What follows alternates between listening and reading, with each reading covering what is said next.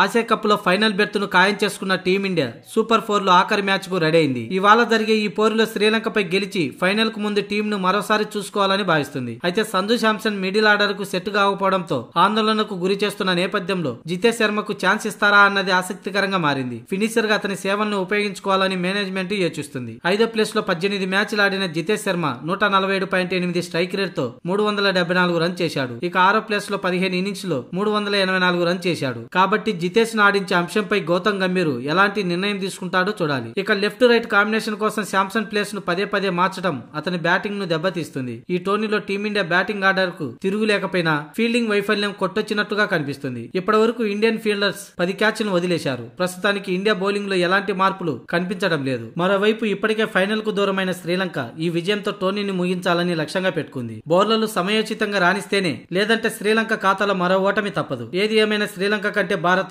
బలంగా కనిపిస్తుంది. భారత కాలమాన ప్రకారం రాత్రి 8 గంటలకి ఈ మ్యాచ్ ప్రారంభం అవుతుంది. ఇక ఈ మ్యాచ్ ఫలితం ఎట్టున్నా ఇప్పటికే ఫైనల్ చేరిన భారత్ ఈ నెల 28వ తేదీన పాకిస్తాన్ తో ఫైనల్లో తలపడనుంది.